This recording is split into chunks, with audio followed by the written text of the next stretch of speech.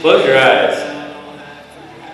Imagine with me, if you will, a little sorrel Mustang colt, born with black in his tail and 4 white socks, a star on his forehead.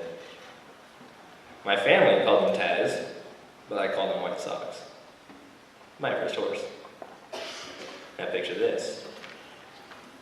In 1984, Ford F-150 pickup, single cab, long box, manual transmission, the color of rusty white and a little bit of brown, rust holes in the floorboard and the wheel wells, a cracked windshield, and the transmission going out. My first truck. Open your eyes. These two things, to anyone else, may only have cash value, or in the case of my pickup, salvage value. But to me, they mean a lot. They tell a story about me.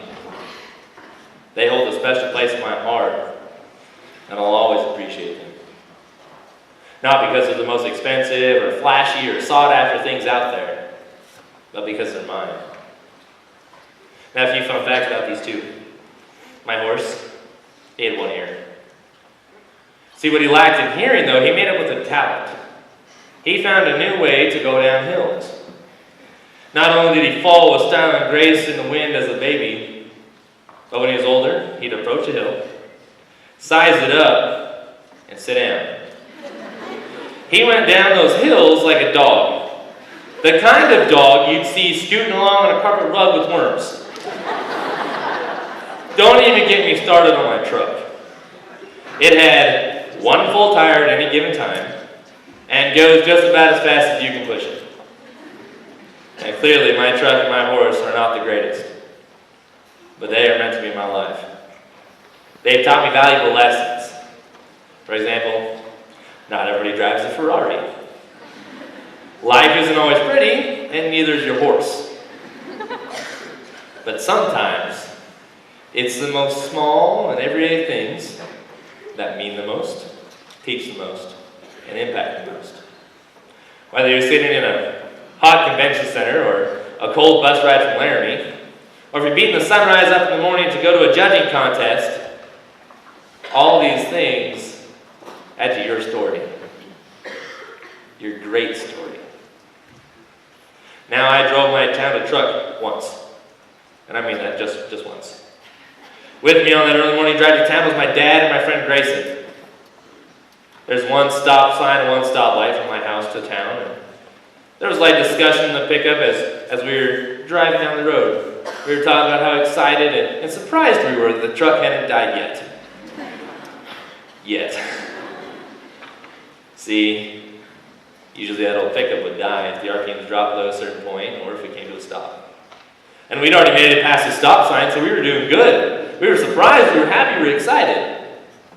We approached the stoplight with a line of cars behind us that seemed to go back for half a mile.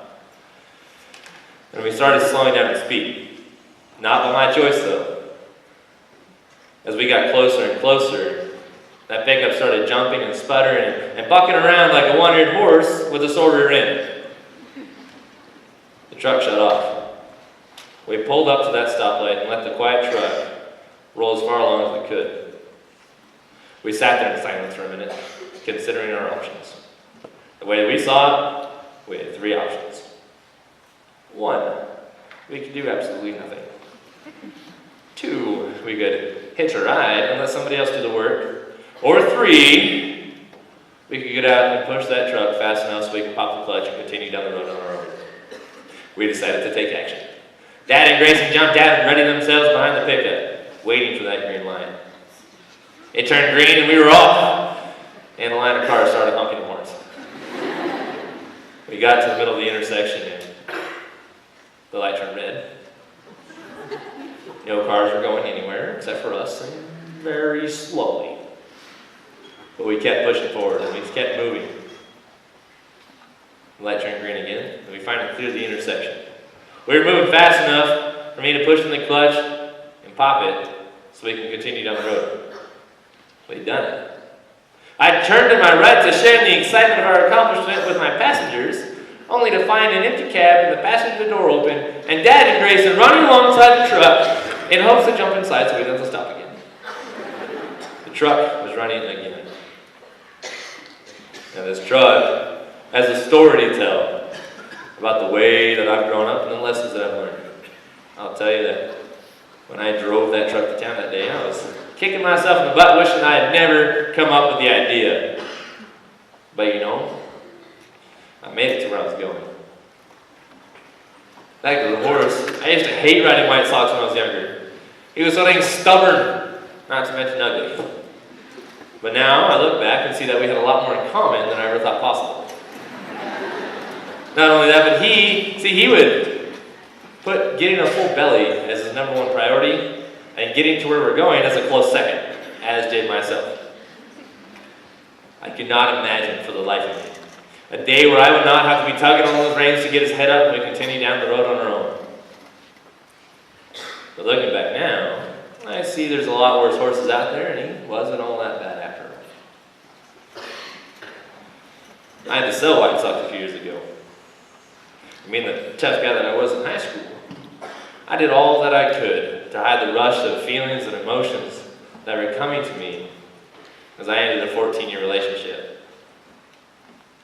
I wish I wouldn't have been so hard-headed and stubborn with that horse, with his goofy-looking body.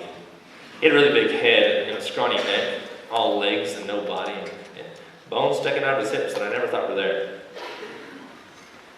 I would do anything to have another ride on that goofy-looking horse. But now I see the humor in that trip to town, and I see why and how I'm wiser and stronger because of my experiences with White Sox. I overcame challenges along the way, and I'm better now because of it. This may be hard to think about at the moment, but remember, life's just a simple journey full of emotions and feelings and struggles and pleasures and broken down trucks and ugly horses and ups and downs and so many other things, including these things that we must embrace, these things that make us who we are, these things that add to our story. One story that you will later be able to tell and smile big about. I encourage you to never lose your smile, even in the toughest of times.